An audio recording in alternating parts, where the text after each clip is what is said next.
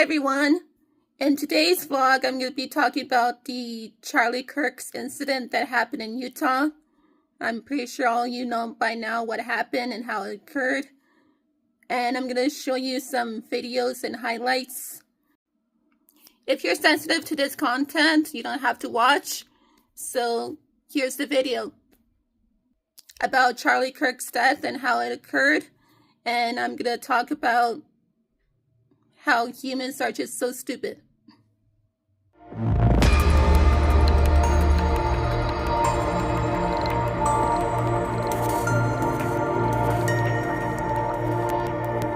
Good morning, ladies and gentlemen. We got him. On the evening of September 11th, a family member of Tyler Robinson reached out to a family friend who contacted the Washington County Sheriff's Office with information that Robinson had confessed to them or implied that he had committed the incident. This information was relayed to the Utah County Sheriff's Office and scene investigators at Utah Valley University. This information was also conveyed to the FBI. Investigators reviewed additional video footage from UVU surveillance and identified Robinson arriving on UVU campus in a gray Dodge Challenger at approximately 8:29 a.m. on September 10th, in which he is observed on video in a plain maroon t-shirt, light-colored shorts, a black hat with a white logo, and light-colored shoes. When encountered in person by investigators in Washington County on September 12th, in the early morning hours, Robinson was observed in consistent clothing with those surveillance images. Investigators interviewed a family member of Robinson who stated that Robinson had become more political in recent years. The family member referenced a recent incident in which Robinson came to dinner prior to September 10th, and in the conversation with another family member, Robinson mentioned Charlie Kirk was coming to UVU. They talked about why they didn't like him and the viewpoints that he had. The family member also stated Kirk was full of hate and spreading hate. The family member also confirmed Robinson had a gray Dodge Challenger. Investigators identified an individual as the roommate of Robinson. Investigators interviewed that roommate, who stated that his roommate, referring to Robinson, made a joke on Discord. Investigators asked if he would show them the messages on Discord. He opened it and showed several messages to investigators and allowed investigators to take photos of the screen as each message was shown by Robinson's roommate. These photos consisted of various messages, including content of messages between the phone contact named Tyler with an emoji icon and Robinson's roommate's device. The content of these messages included messages affiliated with the contact Tyler, stating a need to retrieve a rifle from a drop point, leaving the rifle in a bush, messages related to visually watching the area where a rifle was left, and a message referring to having left the rifle wrapped in a towel. The messages also refer to engraving bullets and a mention of a scope and the rifle being unique. Messages from the contact Tyler also mentioned that he had changed outfits. I know there has been speculation as well as to the writing on those casings, those bullet casings, and I believe we have that as well. And I will share that with you now. So the area north of Campus Drive Road where the suspect crossed over, you saw some of that in the video that we released last night, consists of a grassy area with trees on the edge of the UVU campus. Investigators discovered a bolt-action rifle wrapped in a dark-colored towel. The rifle was determined to be a Mauser Model 98 .30-6 caliber bolt-action rifle. The rifle had a scope mounted on top of it. Investigators noted inscriptions that had been engraved on casings found with the rifle. Inscriptions on a fired casing read, "Notices, bulges, capital OWO, what's this, question mark." Inscriptions on the three unfired casings read, "Hey fascist, exclamation point, catch, exclamation point." Up arrow symbol, right arrow and symbol, and three down arrow symbols. A second unfired casing read, Oh Bella Chow, Bella Chow, Bella Chow, Chow Chow, and a third unfired casing read, if you read this, you are gay, LMAO. We are indebted to law enforcement across the state who's worked seamlessly together, local law enforcement, state law enforcement, and our federal partners with the Federal Bureau of Investigation. We're grateful for everyone who worked together in such a short amount of time to find this person and to bring justice.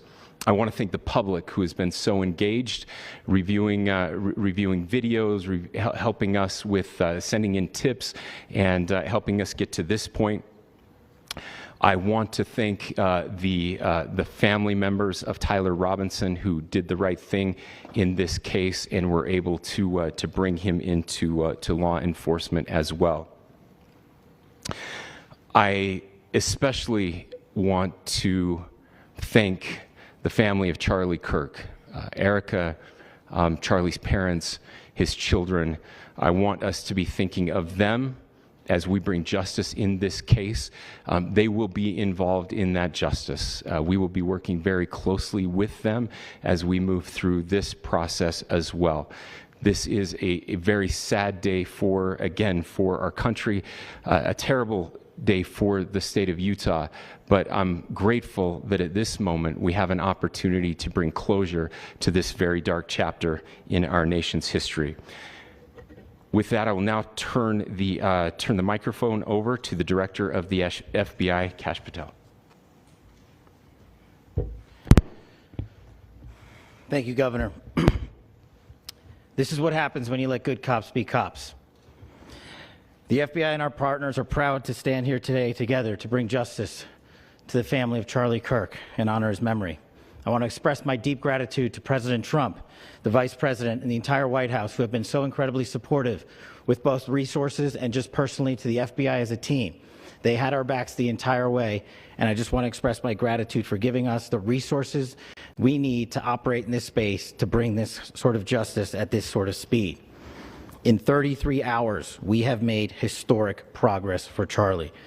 Governor Cox, our partnership has been absolutely incredible these last few days. Our partnership will endure. Your state and local partners, your sheriffs, your DPS community has been unbelievably impressive in the hardest of times.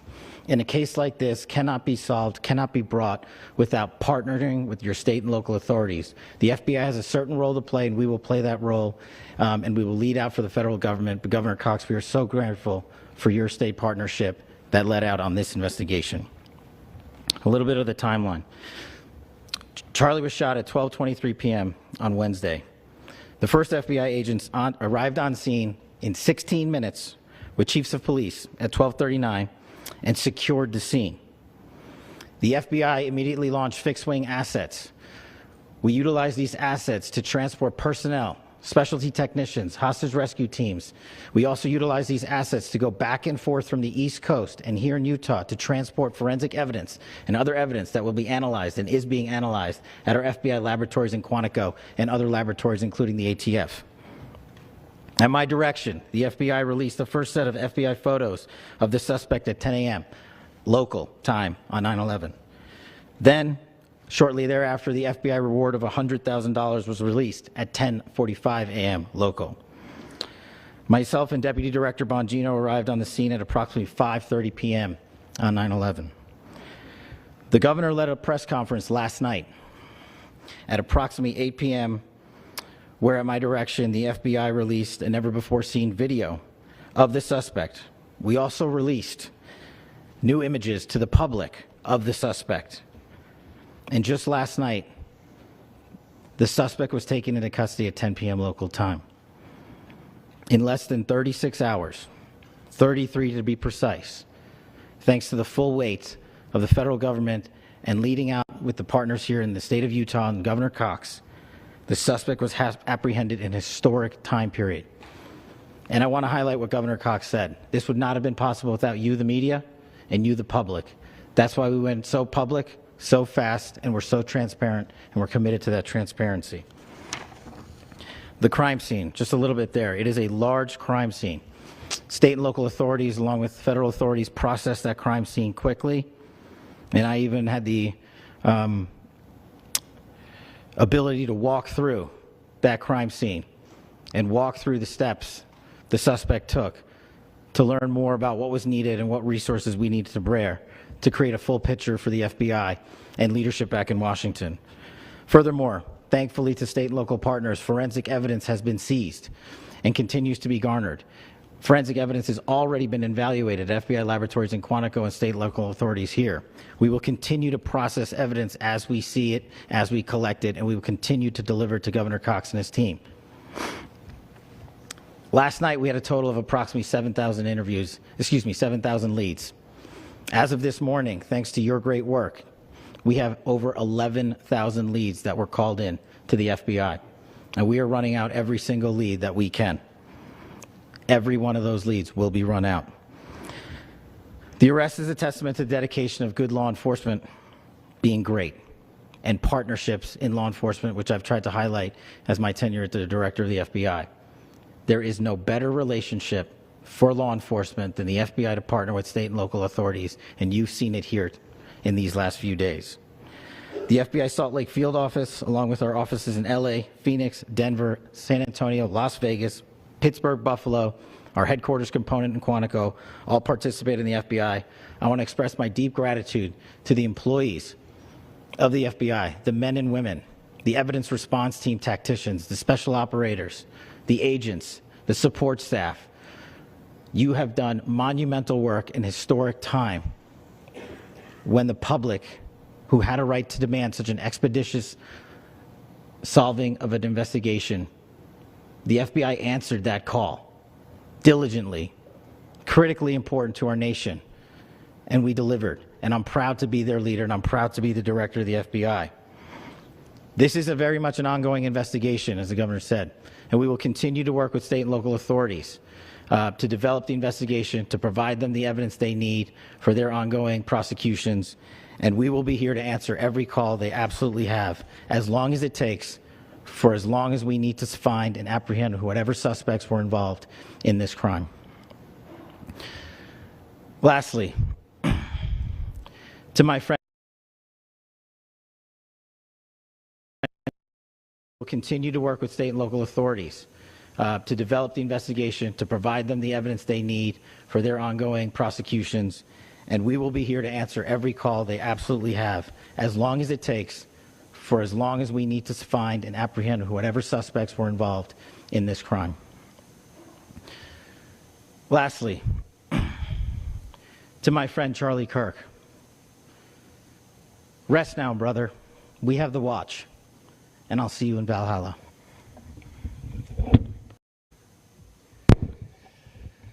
Thank you, and good morning. I would just like to take a few minutes as the sheriff to express my gratitude for everybody who has played a part in this investigation. As you know, it's been a vast, a complicated, and a very, very fast-paced investigation. You're looking at people standing up here who are running on, if they got an hour's sleep in the last couple of days, they're probably lucky. It has been very taxing. It has been so impressive, speaking on behalf of the local law enforcement, to see the cooperation that we've seen in this type of case. Across the state, sheriffs, chiefs, our state partners have stepped up and have come to the call on anything that we needed. Our county chiefs have been phenomenal.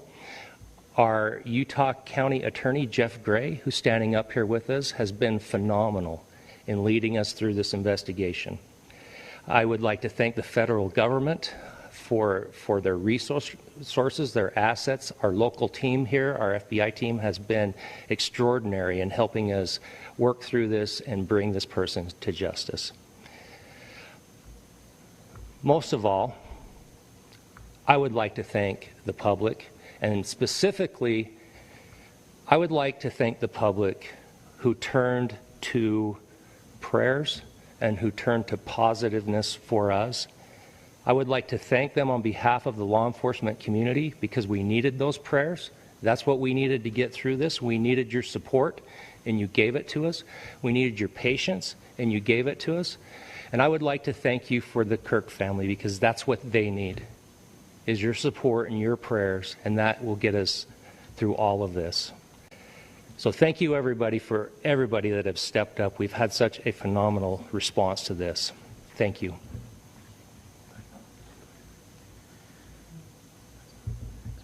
I also want to give a special thanks to the Attorney General and the Department of Justice. Their unwavering support and their commitment to justice is shown true here.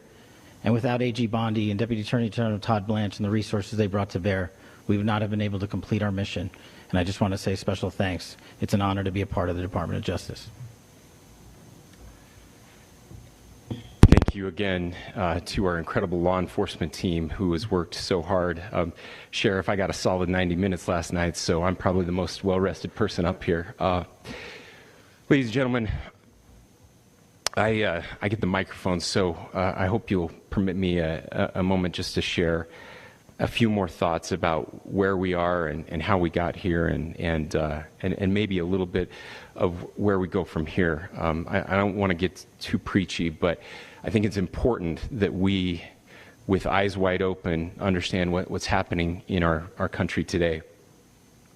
I've heard people say, well, why are we so invested in this? There's violence happening all across our country, and violence is tragic everywhere, and every life taken is a child of God who deserves our love and respect and dignity. This is certainly about the tragic death, political assassination of Charlie Kirk. But it is also much bigger than an attack on an individual. It is an attack on all of us. It is an attack on the American experiment. It is an attack on our ideals. This cuts to the very foundation of who we are, of who we have been, and who we could be in better times.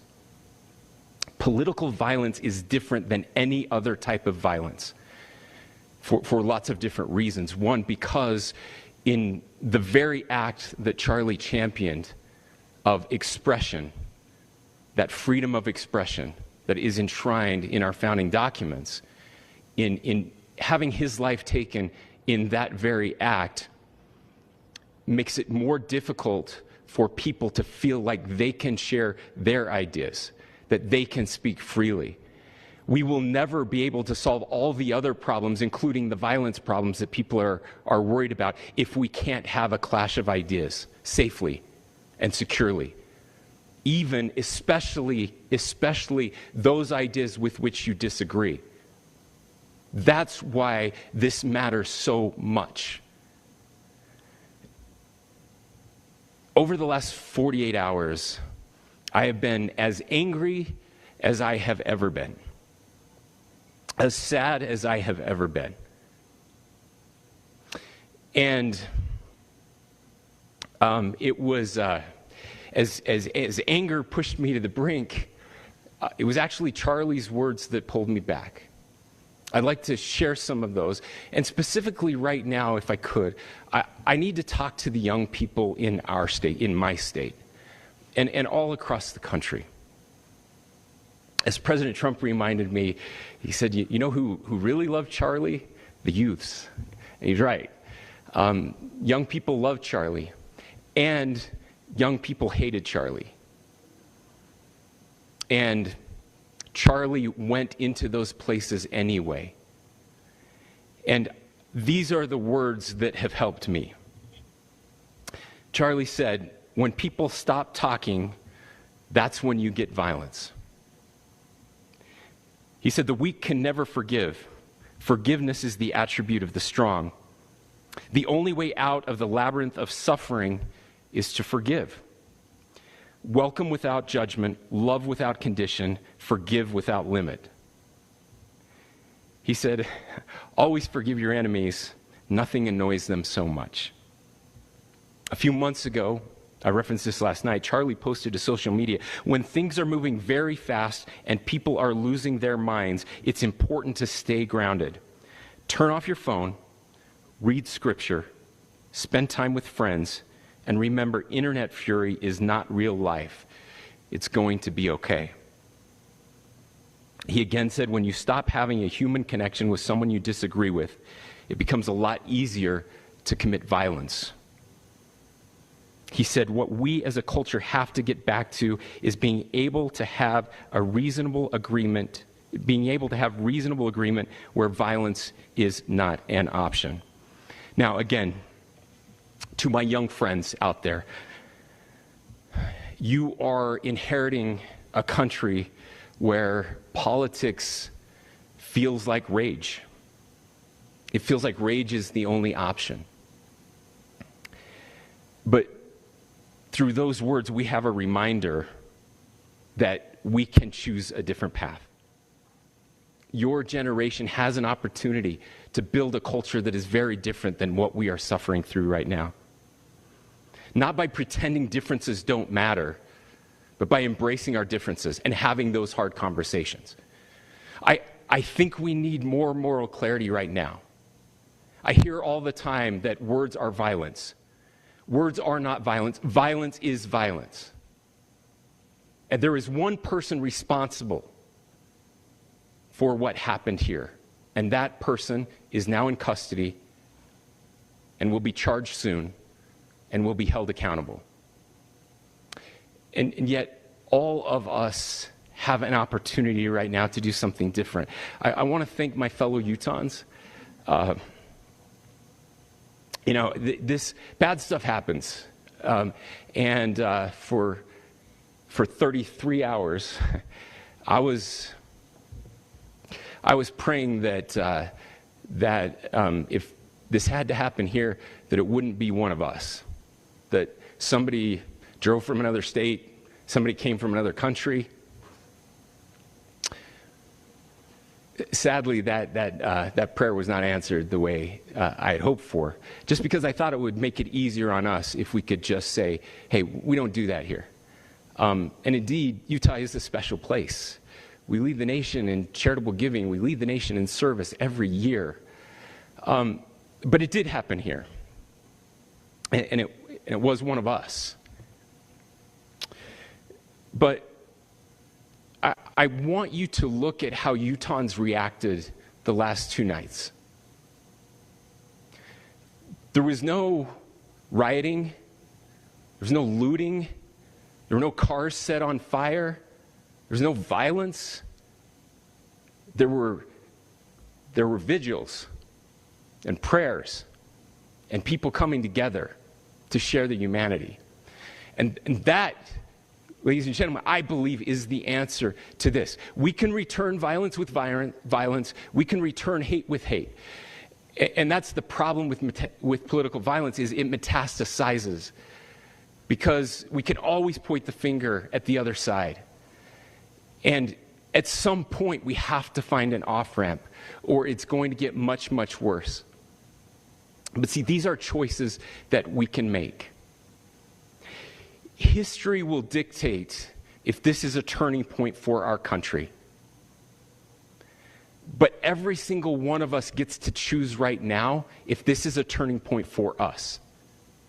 We get to make decisions. We have our agency.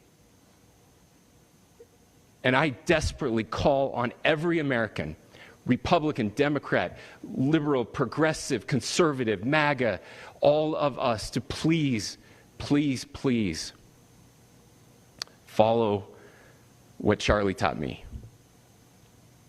I'll just conclude with words I share often from a friend and author, Yuval Levin, who was asked if he was optimistic about our country. And he said, I'm not optimistic. He said, I hate optimism. Like, that sounds bad. But he said, optimism is a vice. It's this idea that good things are just going to happen. And he said, in the history of the world, good things have never just happened. He says, I'm not optimistic, but I am hopeful. And Hope is the virtue that sits between the vices of optimism and pessimism. Hope is the idea that good things are going to happen because we can make them so. I still believe in our country, and I know Charlie Kirk believed in our country. I still believe that there is more good among us than evil. And I still believe that we can change the course of history. I'm hopeful because Americans can make it so. Ladies and gentlemen, we're happy to answer any questions you might have.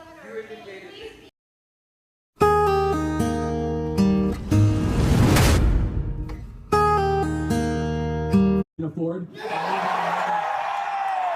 Management. I think it's time for Mormons. You gotta get your mojo back. No more of this LGBT stuff. We need the streaming Mormon church back in this country. Henry Dells is out front now. He was the one asking the questions. And Henry, obviously, I'm very sorry for what you witnessed and what you have now gone through. You were there yesterday asking questions, standing actually at the front because as Charlie Kirk walked out to the crowd, and then you got selected to ask the first question. I mean, literally moments before he was killed, right? You get picked, you start asking your question. Can I just ask you, first of all, Henry, and what it was like for you, what it meant to you to have that interaction with him, to be picked to ask a question? Yeah, I mean, it was something that was unbelievable to me. I actually found out just like a couple days earlier that Charlie was actually coming to town, and a couple friends messaged me from UVU. They said, "Hey, we should all collectively try to go and ask him a question." I mean, he was a big monumental figure for us, and me and a bunch of friends do apologetics and debate all the time, and we love his debate tactics, and we study it, and we do it often. And he was a big inspiration to us, and meant a lot. So you ask your question, and obviously he's talking about Mormons there and wanting them to have a lot of children. And then you were done, right? And you passed the mic to the next person, right? And the next person after you, Henry, and this is something I don't know if has sunk into you, and really in so many ways, but that's the person who asked the question about transgender shooters, right? The question that was right before Kirk was shot. Now, I understand, Henry, that you did have a chance to speak with the person who asked that question. It was a man before the event started. What can you tell us about that conversation when you were talking about your questions, the chance that you both had to ask one? Yeah, after we each kind of got selected, they picked about 4 or 5 of us to be at the front of the line.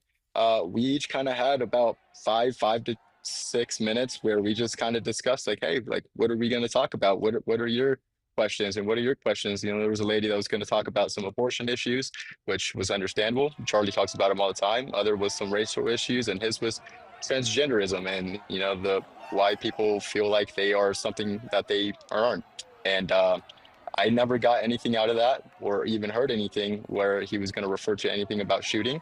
I think I don't know if it was purposeful or not, or what the whole thing was, but it was shocking to me just looking back after the events, the sequencing of everything. And I think it kind of just leaves me guessing a little bit. Right, because you're saying you knew it was a question about transgenderism, but it sounds like from your conversation with him, could you tell that he disagreed with Charlie on that issue, or could you not even tell that? Yes, ma'am. As a matter of fact, I think which was kind of ironic. The first person asking the question, I actually really didn't disagree with Charlie on a lot of things in regards to politics. I agreed. I had to find the religious aspect so I could find something to disagree with him on. But the 3 people behind me all had things that they disagreed with Charlie on. Like I said, it was either transgenderism, it was either a race aspect, or if it was, what was the other thing? Yeah. Something, I forget. I'm sorry. That's all right. No, that's all right. That's all right. I certainly didn't mean to put you on the spot in that way, Henry. But I actually, just as you and I are speaking, we got a new video from the guy after you, right? The one who asked the question about transgender shootings that you're explaining had told you he was going to ask about transgenderism, but did not mention shooting at all. That person just shared a video statement with us. Just got it. I haven't heard it myself. Let me play it. You and I can hear it together, Henry. And people have obviously pointed to the irony that I was the point that I was trying to make is how peaceful the left was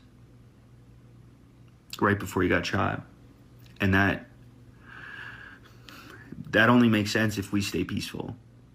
And as much as I disagree with Charlie Kirk, I'm on the record for how much I disagree with Charlie Kirk, but like, man, dude, he is still a human being. Have we forgotten that? Are we crazy? Like,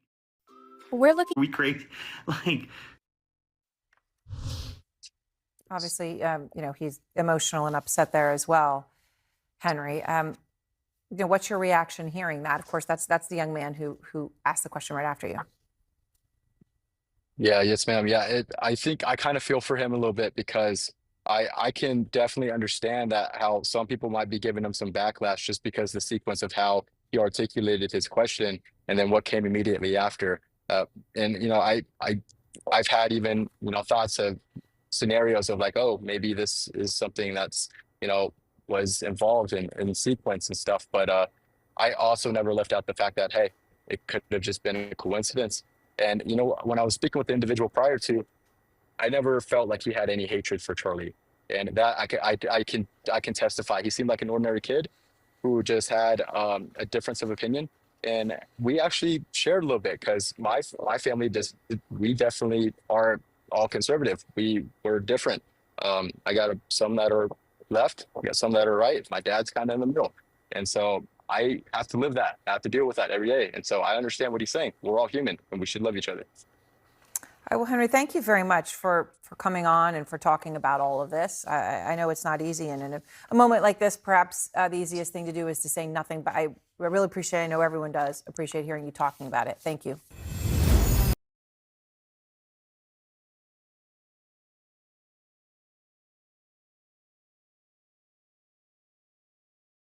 Just one day after Charlie Kirk's assassination, hundreds gathered here at the FAU Student Union building to pay their respects.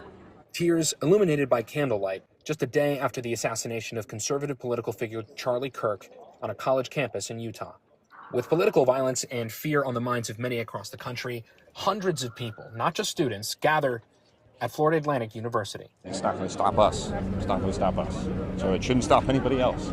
The memorial put on by Turning Point USA's FAU chapter, the nonprofit founded by Kirk. Its president, Nick Coit, and vice president, Gabrielle Schultz, surprised by the unexpectedly large turnout. We're so grateful to see so many people who love Charlie.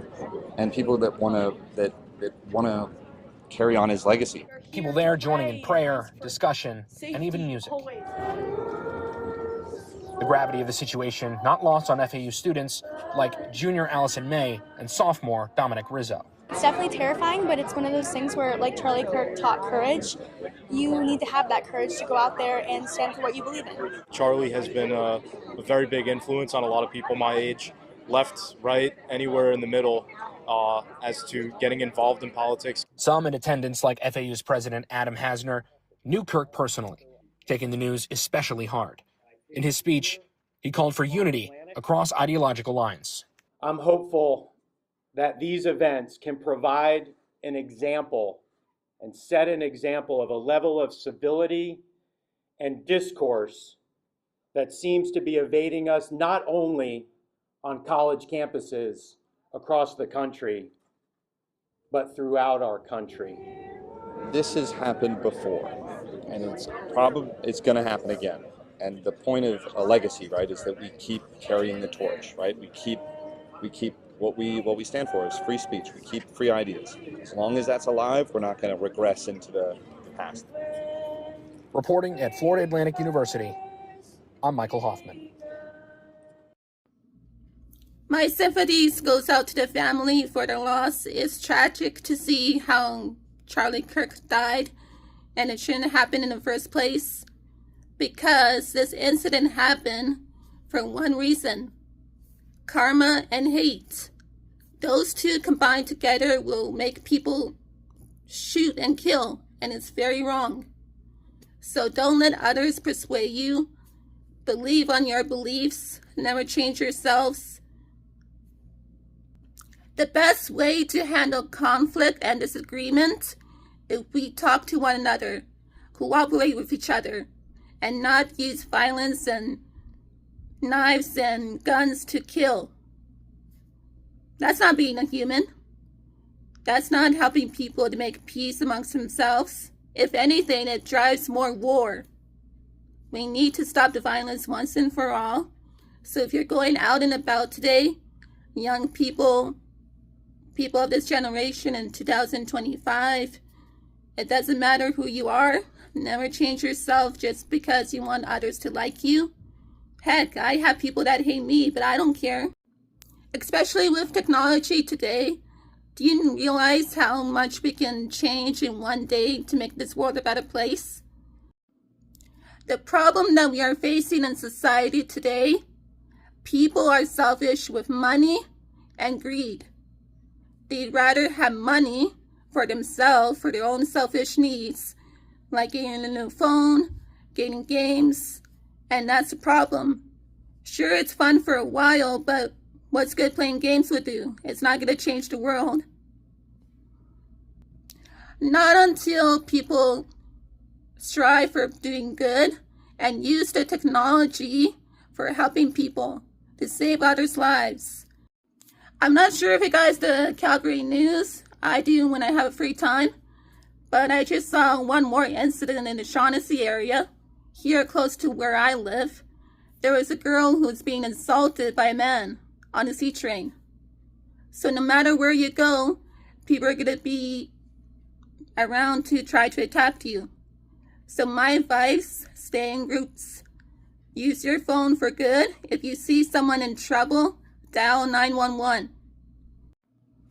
My advice for the people in our society, if you have time today, watch the Calgary news. It will give you more open-minded perspective about life, how many people are suffering in a war, and maybe we can start binding people together and save people's lives. Because we have to end this war once and for all. If we start doing good in our city, just imagine how many lives we could save all over the world, especially online.